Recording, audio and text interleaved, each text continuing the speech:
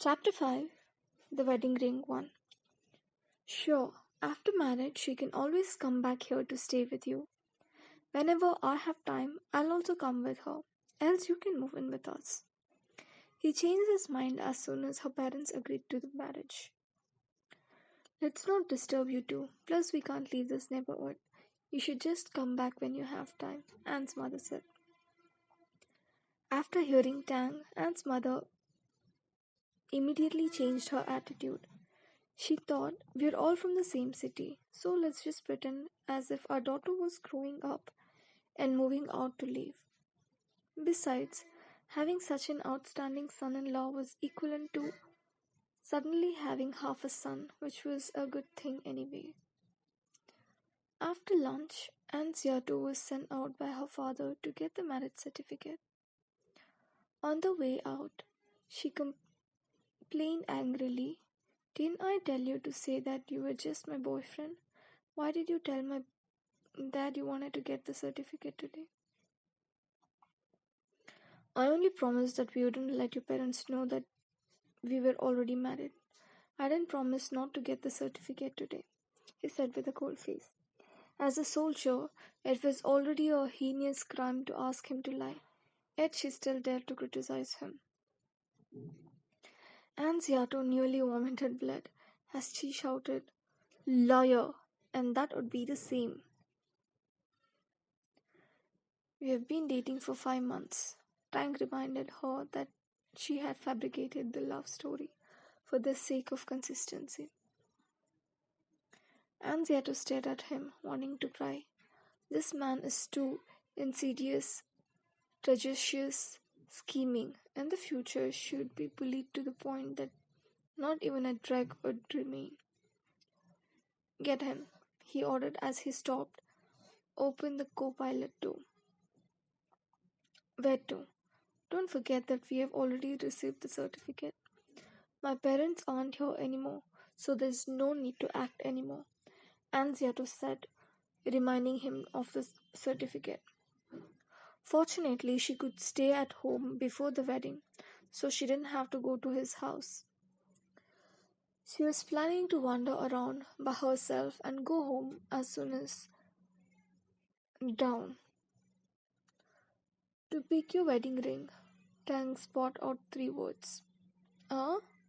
No need, no need," and immediately refused. Choosing a wedding ring, she didn't want to look at the ring and think of the fact that she was already a married beauty. It was a loss of dignity. "Do you want to get in the car yourself or shall I?" He gave her 2 choices. Threats, the threats of a red fruit. And Ziato stomped her feet in anger. A wedding ring, she'll pick out some of the most expensive diamond and let him choose. A few diamonds could bankrupt him. "I like KRC jewelries. So the designs are made internationally. If you want to buy me a wedding ring, let's go to KRC store," she said harshly. He said that he was a soldier. If that's true, then the $1 trillion he was talking about must be fake. Perhaps this Rolls Royce was borrowed or rented to pretend to be somebody he was not. After all, if he really had that much money, he would have been reported and punished long ago. If you dare to marry me, you better be prepared for bankrupt. KRC International Group was founded by a very old family, the Tang family, which is the #1 wealthy family in Beijing and even internationally. The current president of KRC International is Tang Moshing. Her idol, KRC International, covers various fields: real estate, aviation, clothing, luxury goods, and so on. Its jewelries are known as the art of the luxury, and the impacts are even more unmeasurable. Any piece of handmade jewelry is worth a lot of money. Tang's sharp and cold eyes swept over her. He turned his car around and drove towards the jewelry shop. Half an hour later, The black Rolls Royce slowly stopped at the first international shopping mall. Tang then took Anziato directly to the elevator to Kayase jewelry shop. Second master, the jewelry manager was shocked to see Tang Yuching walk in. He quickly walked up to him and respectfully said, "Second master, is there anything I can help you with?" "Take my wife to pick out her wedding ring," Tang said coldly, indicating the identity of Anziato. The shop manager was so shocked that he could not even close his jaw. Wasn't it rumored that he couldn't touch women? His gaze was fixed on the woman beside Tang. She was wearing a pink satin knee-length skirt. Her facial features were rather delicate, and there was a hint of innocence in them. Her face was not powdered. Her eyebrows were like crescent moons. Her eyes just like stars, with a beautiful straight nose. Her lips were like red points, and her skin like coagulated fat. A silky black hair fell softly down her face. Looking at them standing together, one was gentle and weak, while the other one was strong, rigid, and cold. The master wasn't that old, he was still young. All over, the two of them were quite compatible.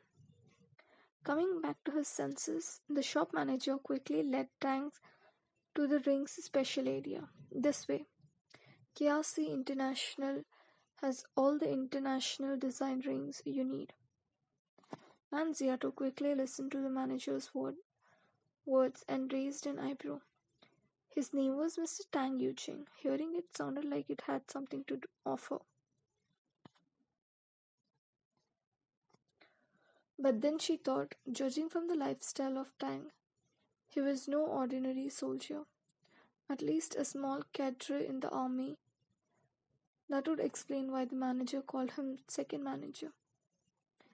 This was because those with a bit of power would usually give themselves a nickname that was more powerful than others. It was used to support the scene.